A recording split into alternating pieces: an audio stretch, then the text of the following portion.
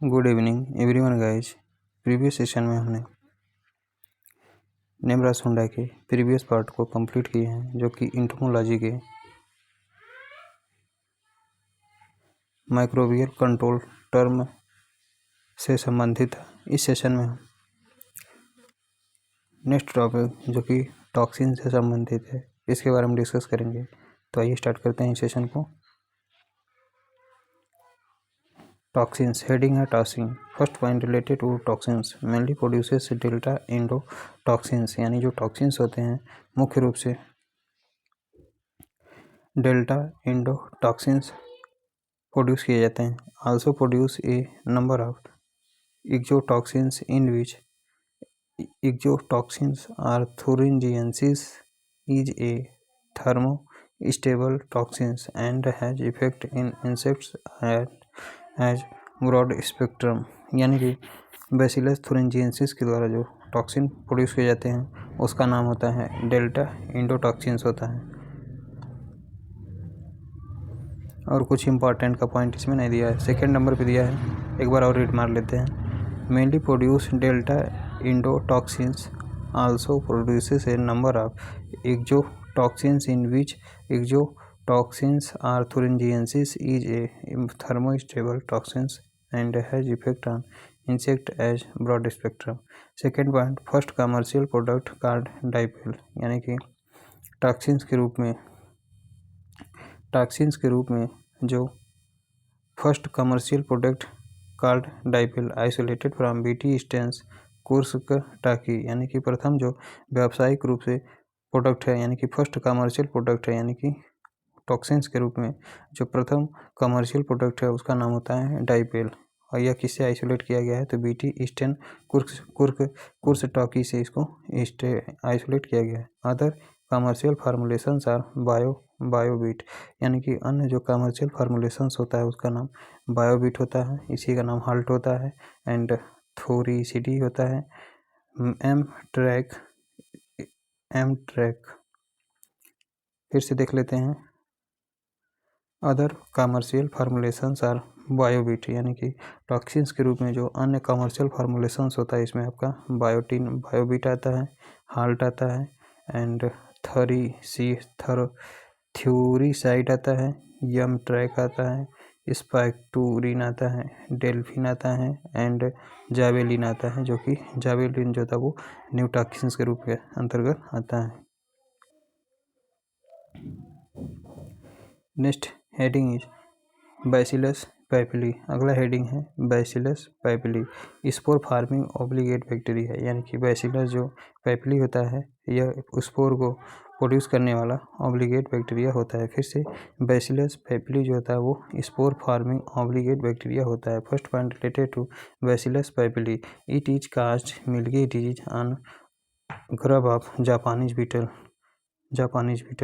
यानी कि Japanese beetle के ग्रब में जो मिल्की डिजीज होता है इसको काज करने का काम कौन करता है तो बैसिलस पैपिली करता है। यानी कि बैसिलस पैपिली जो होता है एक प्रकार का स्पोर फार्मिंग ऑब्लिगेट बैक्टीरिया होता है, और यह क्या काज करता है तो यह milky disease and grub of Japanese beetle, यानी जापानीज बीटल के ग्रब का जो मिल्की डिजीज होता है उसको काज करने का काम करता है।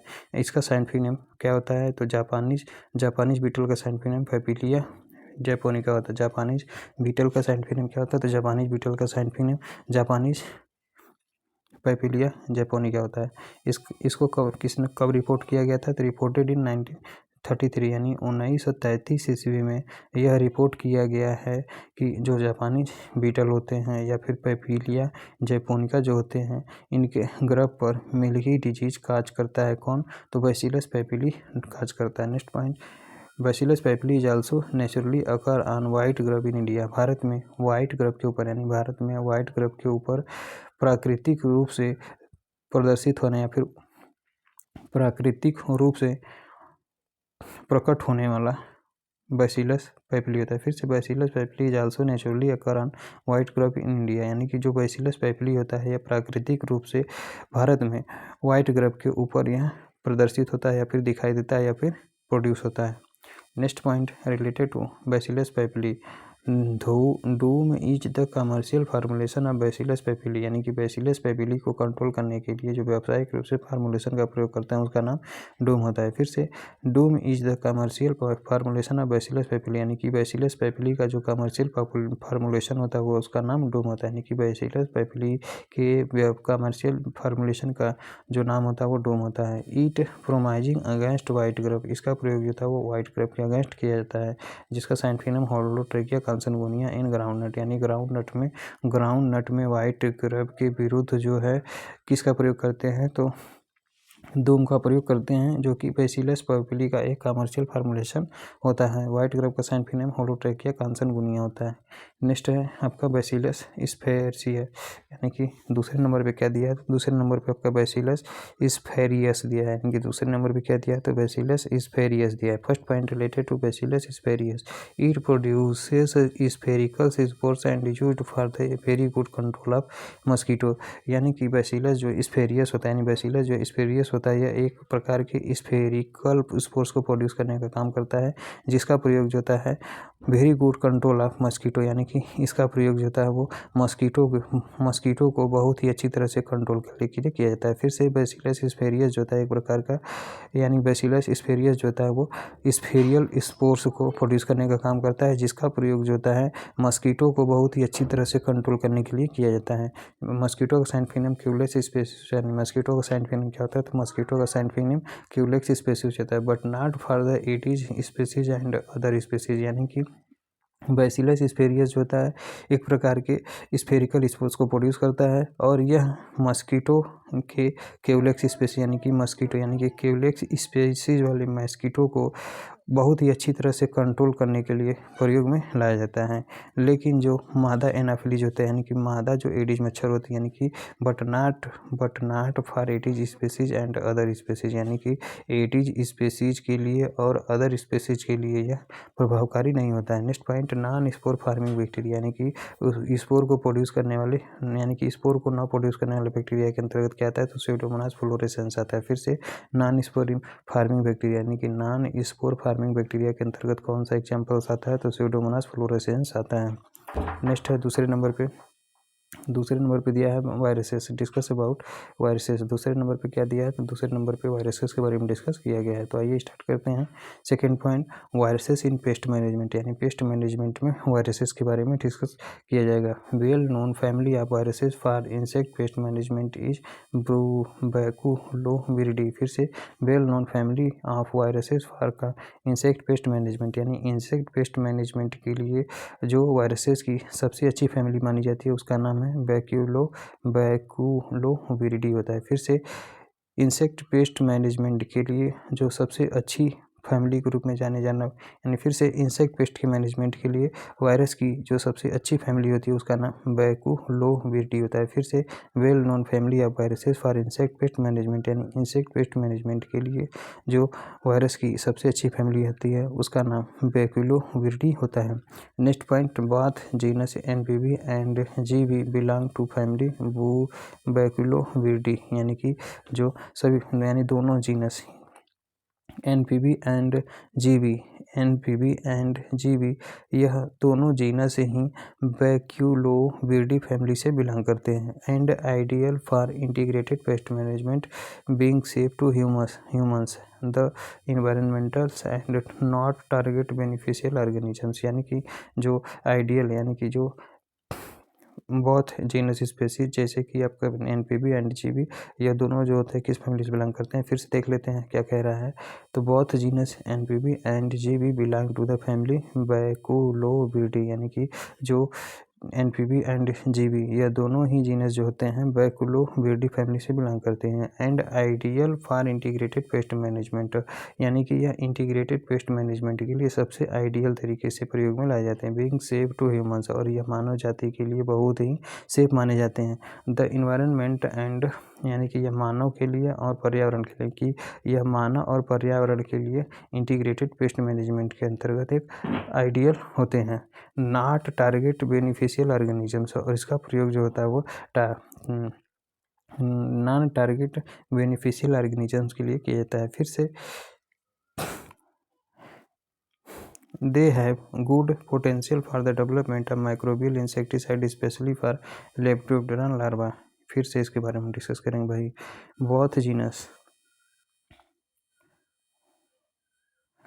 Both genus NPV and GB belong to the family Baculoviridae, यानी कि एनपीवी एंड जीबी ये दोनों ही जीनस जो होता है वो बैकुलोडी फैमिली से बिलोंग करता है। And ideal for integrated pest management, और इसका जो है एक आइडियल तरीके से इंटीग्रेटेड पेस्ट मैनेजमेंट में प्रयोग किया जाता है, क्योंकि यह ह्यूमंस के लिए और पर्यावरण के लिए बहुत ही सेफ माने जाते हैं। And not target beneficial organism, और ये इसके अंतर्गत जो होता है बेनिफिशियल ऑर्गेनिज्म को टारगेट नहीं किया जाता है। दे have good potential for the development of microbial insecticide, और इसमें जो होता है माइक्रोबियल इंसेक्टिसाइड के डेवलपमेंट के लिए बहुत ही अच्छी पोटेंशियल पाई जाती है, specially for the lepidoptera larva, जो कि विशिष्ट रूप से लेपिडोप्टेरा लार्वा के लिए बहुत ही पोटेंशियल माना जाता है। Next point, virus pesticide are compatible with other methods of pest control including chemical insecticide, यानी कि वायरस पेस्टिसाइड जो होते हैं यह अन्य मेथड्स, यानी फिर से virus pesticide are compatible with other methods of pest control including chemical insecticide, यानी कि अन्य यानी पेस्ट कंट्रोल का जो अन्य मेथड के साथ, यानी पेस्ट कंट्रोल के अन्य मेथड के साथ जो वायरस पेस्टिसाइड होते हैं वो कंपेटिबल होते हैं। फिर से पेस्ट कंट्रोल के अन्य मेथड के साथ जो वायरस पेस्टिसाइड होता है वो बहुत ही कंपेटिबल होता है, इंक्लूडिंग केमिकल इंसेक्टिसाइड, और इसके अंतर्गत जो होता है वो केमिकल इंसेक्टिसाइड को जो है इंक्लूड किया जाता है। अब हम बात करते हैं डिस्कस अबाउट एनपीवी। एनपीवी पहले नंबर पे क्या दिया है, तो पहले नंबर पे एनपीवी दिया है, बार बार क्वेश्चन में भी है, इसका फुल फॉर्म पूछता है। तो एनपीवी का फुल फॉर्म क्या होता है, न्यूक्लियर पॉलीहेड्रोसिस वायरसेस होता है, यानी कि एनपीवी का फुल फॉर्म क्या होता है, तो एनपीवी का फुल फॉर्म होता है न्यूक्लियर पॉलीहेड्रोसिस वायरसेस होता है। नहीं, एनपीवी का फुल फॉर्म क्या होता है, तो एनपीवी का फुल फॉर्म होता है न्यूक्लियर पॉलीहेड्रोसिस वायरसेस होता है। First point related to NPV, they contain many virus particles in each occlusion body and composed of a polyhedron protein, यानी कि जो एनपीवी होता है they contains many virus particles in each occlusion body, यानी कि इसके प्रत्येक बॉडी में, यानी कि they contains many virus particles in each occlusion body and composed of a polyhedron proteins, यानी कि जो एनपीवी होते हैं इसमें बहुत सारे पार्टिकल्स पाए जाते हैं। फिर से, they contains many virus particles in each occlusion body, यानी कि प्रत्येक ऑक्लूजन बॉडी में, यानी प्रत्येक ऑक्लूजन बॉडी में बहुत सारे वायरस के पार्टिकल्स पाए जाते हैं। And composed of a polyhedron proteins, और एनपीवी जो होते हैं एक प्रकार के पॉलीहेड्रॉन प्रोटीन से मिलकर बने होते हैं। Next point related to NPV, these are generally genus or species specific, यानी स्पेसीज स्पेसिफिक, यानी कि जो एनपीवी होते हैं यह सामान्यतः किसी जीनस या फिर स्पेसीज से के प्रति स्पेसिफिक होते हैं। एग्जाम्पल के तौर पे HANPV for Helicoverpa armigera and HZANPV for Helicoverpa zea and SIS1NPV for Spodoptera litura etcetera. फिर से, they are generally genus or species specific, यानी कि इसके जो जीनस होते हैं या फिर इसके जो स्पेसीज होते हैं वो स्पेसिफिक, यानी विशिष्ट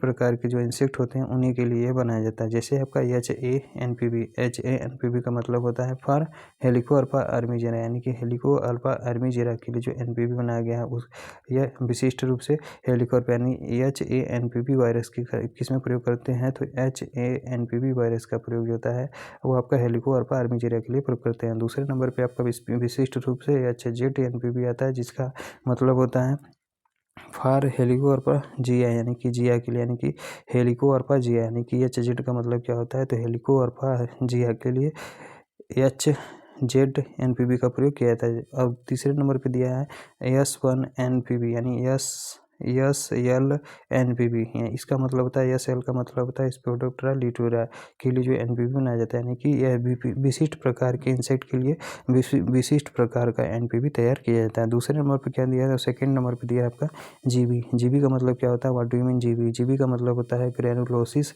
वायरसेस होता है, ग्रेनुलोसिस वायरस होता है। यानी GB का फुल फॉर्म क्या होता है, तो GB का फुल फॉर्म होता है ग्रेनुलोसिस वायरसेस होता है। First point related to GB, these viruses contain only one virus particles in each occlusion body and composed of granule proteins। यानी कि जो ग्रेनुलोसिस वायरसेस होते हैं, यह देज viruses contain only one virus particles in each occlusion body. यानी कि प्रत्येक ऑक्लूजन बॉडी में केवल एक वायरस पार्टिकल्स जब वो पाया जाता है, तो उस प्रकार के वायरस को हम ग्रेनुलोसिस वायरस के नाम से जानते हैं। फिर से, प्रत्येक ऑक्लूजन बॉडी में जब केवल एक ही वायरस का पार्टिकल्स पाया जाता है, तो इस प्रकार के वायरस को हम ग्रेनुलोसिस वायरस के नाम से जानते हैं।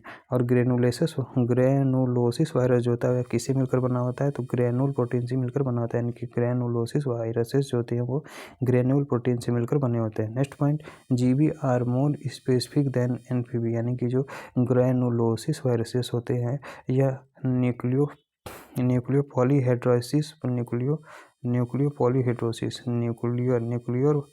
पॉलीहेड्रोसिस वायरसेस के प्रति से की अपेक्षा ज़्यादा स्पेसिफिक होते हैं। फिर से GB are more specific than NPV। यानी कि जो ग्रेनुलोसिस वायरसेस जो होते हैं यह न्यूक्लियर पॉलीहेड्रोसिस वायरसेस की अपेक्षा ज़्यादा स्पेसिफिक होते हैं। as they have been reported only from Lepidoptera। और यह किसके लिए केवल रिपोर्ट किए जाते हैं, तो यह केवल रिपोर्ट किया जाता है लेपिडोप्टेरा आर्डर से संबंधित रहता है। फिर से GB या फिर ग्रेनुलोसिस वायरसेस जो होते हैं यह NPV वायरसेस की अपेक्षा ज़्यादा विशिष्ट होते हैं।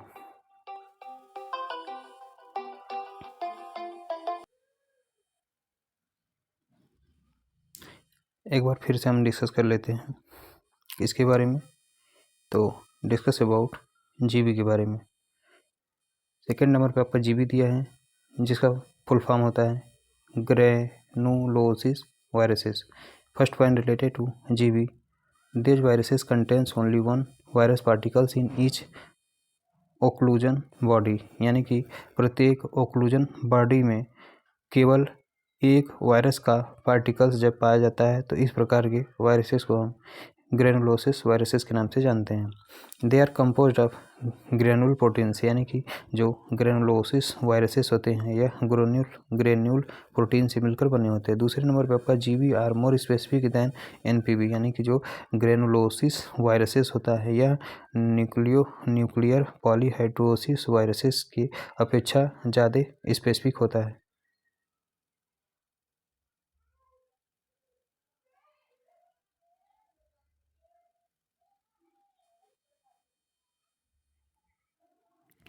नेक्स्ट पॉइंट,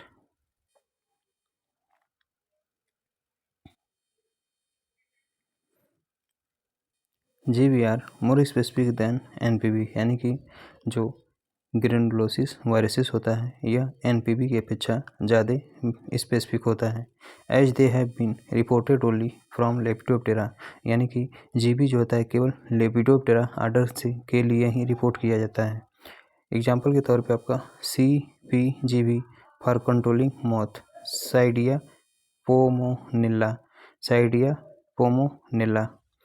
यानी कि एग्जाम्पल के तौर पे जो CpGB होता है, यानी CpGB होता है, इसके अंतर्गत कॉडलिंग मॉथ आता है। यानी कि CpGB के अंतर्गत क्या आता है, तो कॉडलिंग मॉथ को कंट्रोल करने के लिए किसका प्रयोग करते हैं, तो कॉडलिंग मॉथ जिसका साइंटिफिक नेम साइडिया पोमोनिला होता है, इसको कंट्रोल करने के लिए CpGB का प्रयोग किया जाता है।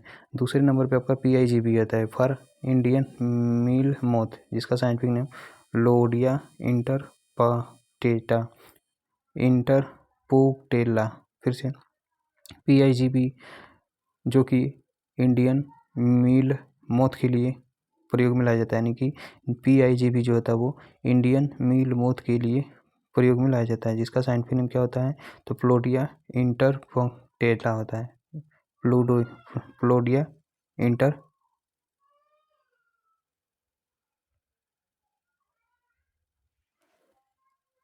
प्लोडिया इंटरपक्टेला होता है।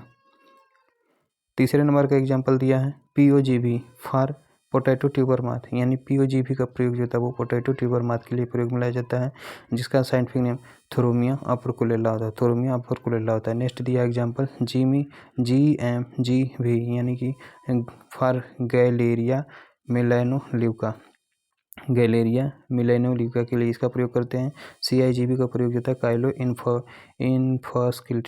इन्फ्यूस्केटिलस के लिए किसका प्रयोग करते हैं, तो CIGB का प्रयोग होता है वो काइलो इन्फ्यूस्केटिलस के लिए प्रयोग में लाया जाता है, जबकि AJGB का प्रयोग होता है वो एकिया जनाटा के लिए प्रयोग में लाया जाता है। नेक्स्ट हेडिंग क्या दिया है, तो अगले नंबर पर हेडिंग दिया है mode of actions. Both NPV and BT act as stomach poisons, यानी कि जो न्यूक्लियर पॉलीहाइड्रोसिस वायरसेस होता है एंड बैसिलस थुरिंजिएंसिस जो वायरसेस होते हैं, बैक्टीरिया होते हैं, यह दोनों ही स्टमक पॉइजन के रूप में जाने जाते हैं एट अल्कलाइन pH। और यह किस पे कार्य करते हैं, तो यह अल्कलाइन pH पे जो होता है इस स्टमक पॉइजन के रूप में कार्य करते हैं। कौन, तो nuclear polyhedrosis and Bacillus thuringiensis bacteria. Next point, NPV is mostly used in pest management, especially to kill lepidoptera larva, यानी कि NPV का सर्वाधिक रूप से प्रयोग जो होता है पेस्ट मैनेजमेंट के लिए किया जाता है, जो कि विशिष्ट रूप से लेपिडोप्टेरा के लार्वा को खत्म करने के लिए इसका प्रयोग किया जाता है। Next point, because this larva has high gut pH more than 10 where protein coat of viruses break down and occlusion bodies dissolve in mind gut epithelial cells where pinkish polyhedral particles of viruses are। थोड़ा थोड़ा करके देख लेते हैं। तो because these larva has high gut pH more than 10, यानी कि क्योंकि जो इसके लार्वा होते हैं इसका जो हाई गट pH होता है वो 10 से अधिक होता है, यानी कि क्योंकि इस प्रकार के लार्वा का जो हाई गट का pH होता है वो 10 से अधिक होता है। Where protein coat of viruses break down, जिसके कारण प्रोटीन के, यानी कि जिसके कारण वायरस का जो प्रोटीन कोट होता है वो ब्रेक डाउन हो जाता है। And occlusion body dissolve in mind gut epithelial cells, और इसमें जो ऑक्लूजन बॉडी होता है यह माइंड गट इपिथेलियल सेल्स में डिजॉल्व हो जाता है। Where pinkish polyhedral particles of viruses, जहाँ पर पिंकिश कलर के पॉलीहेड्रल पार्टिकल्स जो होते हैं वो वायरस के दिखाई पड़ते हैं। पार्टिकल्स होते हैं वो एक्यूमुलेट होते हैं ऑन कहाँ पर, ventral side of insect body. Larva become flaccid, और यह इंसेक्ट बॉडी के वेंट्रल साइड पर एक्यूमुलेट्स होते हैं। Larva become flaccid finally ruptured to the skins, और इसका जो लार्वा होता है बाद में फ्लैसिड हो जाता है और अंत में जो इसकी लार्वा होती है पूरी तरह से इसका स्किन जो था नष्ट हो जाता है या फिर रैप्चर हो जाता है।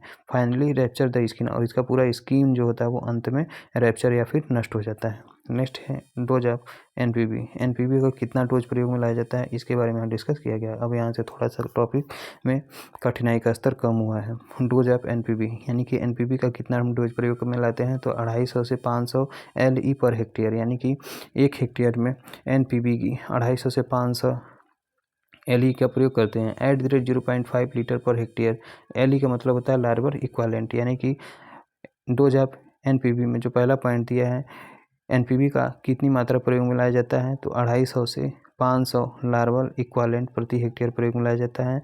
और यह इसका स्प्रे कितना है, यानी कि इसका जो सलूशन बनाया जाता है 0.5 लीटर प्रति हेक्टेयर, यानी 1 हेक्टेयर में 0.5 लीटर सलूशन बनाकर इसका प्रयोग में लाते हैं। LE का मतलब होता है larval equivalent. 1 larval equivalent equal to 6 × 10⁻⁻⁻ POV का मतलब होता है 1 larval equivalent obtained from 3 dead larva through virus infection, यानी 1 लार्वल इक्वालेंट बराबर कितना होता है, तो 1 larval equivalent point is equal to 6 into 10⁻⁻, POV होता है, POV in bracket 1 larval equivalent obtained from 3 dead larvae through virus infection, यानी virus infection के द्वारा 3 डेड लार्वा से ही एक लार्वल इक्वालेंट प्राप्त होता है। फिर से एक लार्वल इक्वालेंट जो होता है यह वायरस के इन्फेक्शंस के द्वारा 3 डेड लार्वा से प्राप्त किया जाता है। Next point, first commercial formulation of NPV is Elcar, जिसे हम HZ यानी Helicoverpa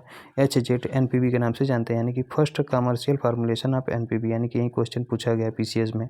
first commercial formulation of NPV यानी कि न्यूक्लियर पॉलीहाइड्रोसिस वायरस का जो प्रथम कमर्शियल फार्मूलेशन था उसका नाम एल्कार था। और एल्कार किससे संबंधित था, तो यह एल्कार HZ NPV से संबंधित है, यानी कि किससे संबंधित था, तो HZ NPV से संबंधित था।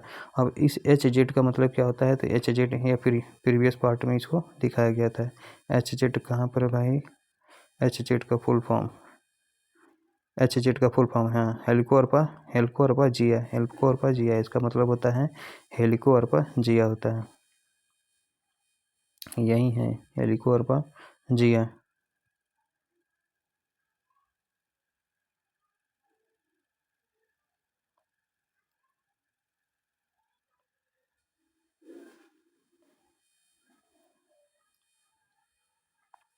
यहीं पे दिखाया गया हेलिकोवर्पा जिया।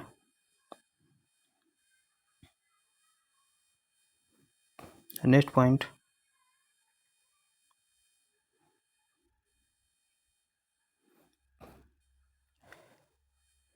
क्या दिया है, अदर जेम स्टार, यानी कि अन्य के अंतर्गत क्या दिया है, तो अन्य में आपका जेम स्टार दिया है जो कि HZ NPV से संबंधित है। अब हम बात करते हैं demerits of NPV and bacillus thuringiensis bacteria, यानी कि NPV एंड BT बैक्टीरिया का जो डीमेरिट्स है वो क्या दिया गया है इसमें, तो स्लो स्पीड ऑफ एक्शंस, यानी इसका जो एक्शन का स्पीड होता है बहुत ही स्लो होता है, यानी कि demerits of NPV and BT, यानी BT एंड NPV का जो डीमेरिट्स होता है वो पहला डीमेरिट्स है स्लो स्पीड ऑफ एक्शंस, यानी इसके एक्शन का जो स्पीड होता है बहुत ही धीमी होता है। Next point, they are easily degraded in sunlight, यानी कि ये आसानी से सनलाइट में डिग्रेडेड या फिर अपघटित हो जाते हैं। अल्ट्रावायोलेट रेज, यानी कि they are easily degraded in sunlight या फिर अल्ट्रावायोलेट रेज, यानी कि जो NPV होते हैं और बैसिलस thuringiensis, यानी कि bacillus thuringiensis and BT bacteria जो होते हैं यह अल्ट्रावायोलेट रेज में या फिर सनलाइट में यह आसानी से डिग्रेडेड या फिर अपघटित हो जाते हैं। सो NPV and BT should be spread in the evening hours, इसीलिए NPV एंड BT बैक्टीरिया यानी NPV virus and BT bacteria का स्प्रे जो होता है वो हर हमेशा शाम के समय या फिर इवनिंग आवर्स में करना चाहिए। And there life cycle and their self life can be increased by the use of tinapol or charcoal or ink, molasses or egg albumin with mixing in the spray solutions, यानी फिर से क्या कह रहा है, their life cycle can be increased by using of Tinopal और क्या charcoal ink molasses या फिर egg albumin with mixing in the spray solutions, यानी कि जो NPV एंड बैक्टीरिया यानी NPV एंड BT बैक्टीरिया का सेल्फ लाइफ बढ़ाने के लिए जिस सॉल्यूशन का प्रयोग करते हैं उस सॉल्यूशंस के साथ, यानी कि स्प्रे सॉल्यूशन, यानी कि जिस स्प्रे सॉल्यूशंस में यदि हम टिनापोल का मिक्स कर देते हैं या फिर चारकोल को मिक्स कर देते हैं या फिर इंक को मिक्स कर देते हैं या फिर मोलेसेस को मिक्स कर देते हैं या फिर एक एल्ब्यूमिन को मिक्स कर देते हैं, तो इससे इसकी जो सेल्फ लाइफ होती है वह बढ़ जाती है। फिर से NPV virus and bacillus thuringiensis bacteria का सेल्फ लाइफ बढ़ाने के लिए जब इसका हम स्प्रे बनाते हैं तो उसके साथ यदि हम Tinopal charcoal ink molasses egg albumin को मिक्स कर देते हैं तो उससे इसकी लाइफ जो होती है वो बढ़ जाती है। नेक्स्ट हेडिंग दिया है क्या, तो अगला हेडिंग दिया है symptoms of viruses and bacteria infested larva, यानी कि symptoms of viruses and bacteria, यानी कि वायरसेस और बैक्टीरिया के वे सिम्टम्स जो कि लार्वा को इन्फेस्ट करते हैं। फिर से symptoms of viruses and bacteria infested larva, यानी कि प्रभावित लार्वा का जो यानी कि symptoms of viruses and bacteria infested larva, यानी कि वायरस एंड बैक्टीरिया का जो इन्फेस्टेड लार्वा होते हैं उसके सिम्टम्स के बारे में डिस्कस किया गया है। पहले नंबर पे दिया है क्या, वायरस इन्फेस्टेड, दूसरे नंबर पे बैक्टीरिया इन्फेस्टेड, यानी कि बैक्टीरिया इन्फेस्टेड जो लार्वा होते हैं उसके बारे में कैरेक्टरिस्टिक दिया गया है, और वायरस से जो इन्फेस्टेड लार्वा होते हैं उसके कैरेक्टरिस्टिक्स के बारे में बताया गया है। जो कि वायरस का मतलब होता है एनपीवी एंड बैक्टीरिया का मतलब होता है बीटी बैक्टीरिया, और इनसे जो प्रभावित बैक्टीरिया के इनसे प्रभावित जो लार्वा होते हैं उसके सिम्टम्स के बारे में डिस्कस किया गया। पहले नंबर पे दिया है इन्फेस्टेड लार्वा स्टॉप फीडिंग, यानी कि इसमें जो इन्फेस्टेड लार्वा होते हैं इनकी फीडिंग जो होती है वो स्टॉप हो जाती है, यानी कि वायरस इन्फेस्टेड के अंतर्गत जो पहला पॉइंट दिया है इन्फेस्टेड लार्वा स्टॉप फीडिंग, यानी कि जो इससे प्रभावित लार्वे होते हैं उसमें फीडिंग जो होता है वो पूरी तरह से स्टॉप हो जाता है। बैक्टीरियल इन्फेस्टेड में क्या होता है, तो लार्वा रिड्यूस फीडिंग, यानी कि इसमें क्या होता है, लार्वा जो होता है वो फीडिंग करना कम कर देता है, यानी कि इसमें लार्वा जो होता है वो फीडिंग करना कम कर देता है। लेकिन वायरस इन्फेस्टेड में जो लार्वा होता है वो फीडिंग करना ही बिल्कुल स्टॉप कर देता है। Next point, the larva turn into pinkish white in ventral side because of accumulation of polyhedral bodies, यानी कि the larva turn into pinkish white, यानी कि इसमें यानी कि वायरस से इन्फेस्टेड जो लार्वा होता है यह पिंकिश वाइट कलर में टर्न होने लगता है। कहाँ पर, तो वेंट्रल साइड में, यानी कि लार्वा की वेंट्रल साइड पर पिंकिश वाइट कलर में या इसका लार्वा टर्न होने लगता है। Because accumulation of polyhedrosis body, यानी पॉलीहाइड्रल बॉडी, यानी कि पॉलीहाइड्रल बॉडी की एक्यूमुलेशंस के कारण, क्योंकि यहाँ पर पॉलीहेड्रल बॉडी का एक्यूमुलेशंस होने लगता है। दूसरे नंबर पे बैक्टीरियल इन्फेस्टेड लार्वा क्या होता है, तो bacterial infested larva body become dark और black in colour and reduce its activity, यानी कि बैक्टीरियल इन्फेस्टेड के अंतर्गत जो लार्वा का बॉडी होता है यह डार्क हो जाता है या फिर ब्लैक इन कलर का हो जाता है, और जिसके कारण जो एक्टिविटी होती है लार्वा का वो पूरी तरह से कम होने लगती है। तीसरे नंबर का वायरस इन्फेस्टेड लार्वा जो होता है become flaccid and skin become fragile and finally ruptured, यानी कि वायरस से इन्फेस्टेड जो लार्वा होता है पहले फ्लैसिड होता है, फिर इसका स्किन जो होता है वो फ्रेजाइल हो जाता है, और फिर लास्ट में यह पूरी तरह से रप्चर्ड हो जाता है। जबकि बैक्टीरियल इन्फेस्टेड लार्वा जो होता है यह blood discharge from anus and mouth, यानी कि बैक्टीरिया इन्फेस्टेड जो लार्वा होता है यह फ्लड डिस्चार्ज करना फ्लड डिस्चार्ज करना शुरू कर देता है। कहाँ से, तो ये अपने एनस मार्ग से और माउथ के मार्ग से क्या करता है, विशेष प्रकार का फ्लड जो होता है वो डिस्चार्ज करने लगता है। एंड सेप्टिसीमिया अकर्स, और इसमें जो होती है सेप्टिसीमिया की प्रॉब्लम देखने को मिल जाती है। सेप्टिसीमिया का मतलब होता है ब्लड पॉइजनिंग, यानी कि इसमें जो ब्लड पॉइजनिंग होता है जिसे हम सेप्टिसीमिया के नाम से जानते हैं, तो इस प्रकार के लार्वा में सेप्टिसीमिया फिर ब्लड पॉइजनिंग हमें देखने को मिलता है। चौथे नंबर पे आता है वायरस से इन्फेस्टेड जो लार्वा होता है, वायरस से जो इन्फेस्टेड लार्वा होता है crawl top of plant and hang upside down by prolonged with this symptoms known as tree top disease, यानी कि इस प्रकार, यानी कि वायरस से जो इन्फेस्टेड लार्वा होता है यह प्लांट के ऊपर से ही लुढ़कने लगता है, कराल मतलब लुढ़कने लगता है, and hang upside down upside, और यह जो होता है धीरे धीरे ऊपर से नीचे की तरफ गिरने लगता है।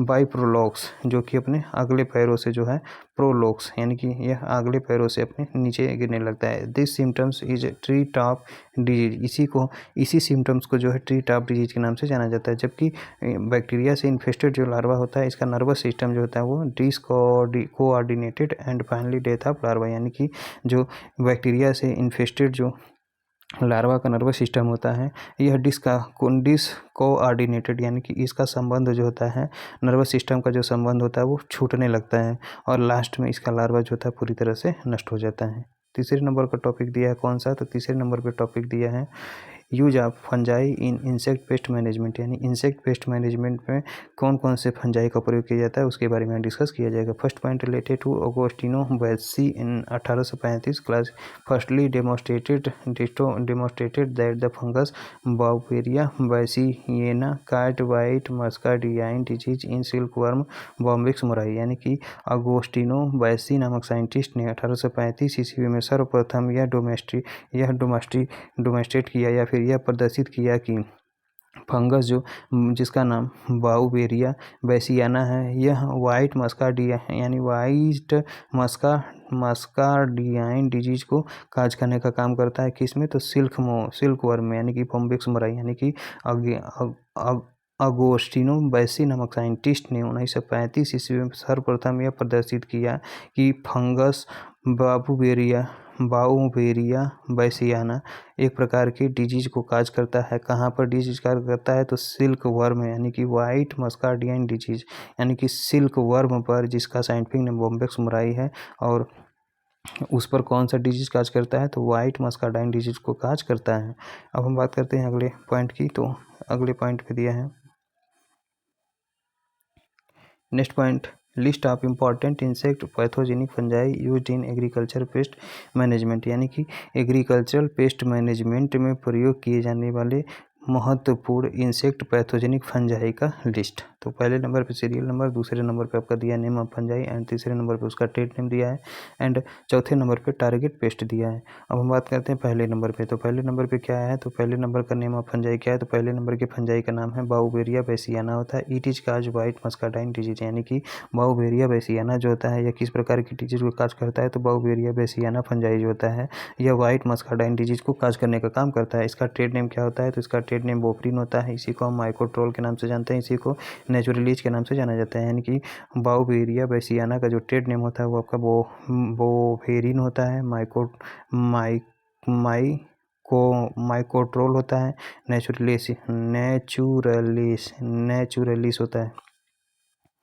टारगेट पेस्ट क्या होता है? तो बाउवेरिया बैसियाना का जो टारगेट पेस्ट होता है आपका लेपिडोप्टेरन पेस्ट होता है, एंड कोलियोप्टेरन इंसेक्ट होता है। यानी कि लेपिडोप्टेरन एंड कोलियोप्टेरन इंसेक्ट जो होता है बाउवेरिया बैसियाना फंजाई का जो है टारगेट पेस्ट होता है। दूसरे नंबर का जो नेम ऑफ फंजाई है कौन सा? तो बाउवेरिया ब्रोनगनी आर्टी, यानी कि दूसरे नंबर का जो फंजाई है, दूसरे नंबर के फंजाई का क्या नाम है? तो बाउवेरिया ब्रोंगनी आर्टी है, और इसका ट्रेड नेम दिया ही नहीं है। और टारगेट पेस्ट कौन सा होता है? तो all species of a white grape, यानी कि वाइट ग्रेप का जितने भी स्पेसीज, यानी कि वाइट ग्रेप के सभी स्पेसीज को यह टारगेट करता है। कौन? तो बाउवेरिया ब्रोंगनी आर्टी। तीसरे नंबर का फंजाई है मेटाराइजियम एनिसोफिली।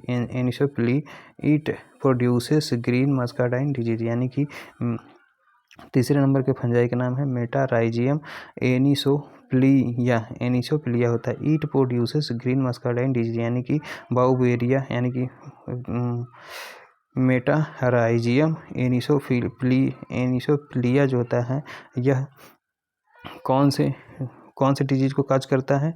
तो यह भी ग्रीन मस्कार्डाइन डिजीज को काज करता है। फिर से मेटाराइजियम एनिसोफिली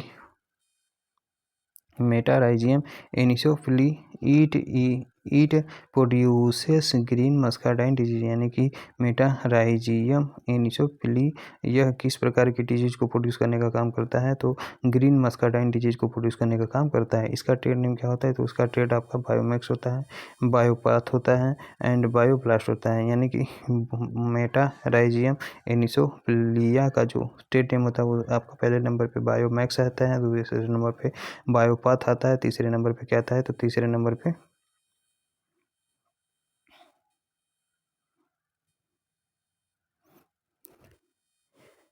पे बायोब्लास्ट आता है। तीसरे नंबर पे क्या आता है? तो तीसरे नंबर पे बायोब्लास्ट आता है। अब हम बात करते हैं नेक्स्ट पॉइंट की। तो beetles of white grub and bioblast for termites, यानी कि टारगेटेड पेस्ट क्या होता है? तो मेटाराइजियम एनिसोप्लिया का जो टारगेटेड पेस्ट होता है बीटल ऑफ वाइट ग्रब होता है, एंड बायोब्लास्ट फॉर टर्माइट, यानी टर्माइट के लिए जो बायोब्लास्ट होता है यह भी पेस्ट होता है, टारगेटेड पेस्ट होता है। चौथे नंबर पे आता है मेटाराइजियम फ्लेवोविरिडी, यानी चौथे नंबर पे कौन सा आता है? तो चौथे नंबर पे मेटाराइजियम फ्लेवोविरिडी आता है, और इसका ट्रेड नेम दिया ही नहीं है। और टारगेटेड पेस्ट क्या होता है? तो इसका टारगेटेड पेस्ट आपका लोकस्ट एंड ग्रासहॉपर होता है। पाँचवें नंबर पर क्या पॉइंट दिया है? तो पाँचवें नंबर का पॉइंट दिया है वर्टिसिलियम लेकानी, यानी कि पाँचवें नंबर का जो पॉइंट्स है उसका क्या नाम है? तो वर्टिसिलियम लेकानी है, और इसका ट्रेड नेम क्या होता है? तो वर्टी लेक होता है। इसका ट्रेड नेम आपका वर्टी लेक होता है।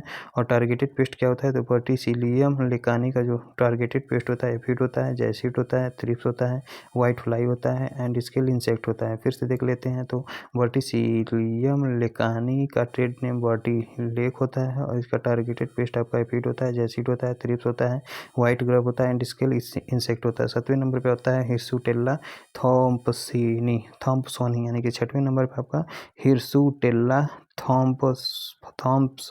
थॉम्पसोनी आता है। इसका ट्रेड नेम क्या होता है? तो माइकार इसका ट्रेड नेम होता है। इसका टारगेटेड पेस्ट क्या होता है? तो जो फाइटोफैगस जो माइट्स होते हैं यही टारगेट पेस्ट होता है किसका? तो हिर्सुटेल्ला थॉम्पसोनी का टारगेटेड पेस्ट होता है। 7वें नंबर पे आता है नोम्यूरेया रिलेई, यानी 7वें नंबर पे जो 7वें नंबर पे क्या है ये? 7वें नंबर का जो फंजाई है इसका क्या नाम है? तो 7वें नंबर के फंजाई का नाम है नोम्यूरिया रिलेई, यानी कि 7वें नंबर के फंजाई का नाम नोम्यूरेया रिलेई है और इसका ट्रेड नेम नहीं दिया है। और यह इसका टारगेट पेस्ट क्या होता है? तो इसका टारगेट पेस्ट हेलिकोवर्पा अर्मिजेरा आता है, यानी कि नोम्यूरेया रिलेई का जो टारगेट पेस्ट होता है हेलिकोवर्पा अर्मिजेरा होता है। अगला पॉइंट क्या दिया है? तो नेक्स्ट पॉइंट दिया है आपका use of nematodes in insect pest management, यानी इंसेक्ट पेस्ट मैनेजमेंट में निमेटोड का प्रयोग। इसको हम नेक्स्ट सेशन में डिस्कस करेंगे। तो इस सेशन को हम यहीं विराम देते हैं। Thank you everyone guys.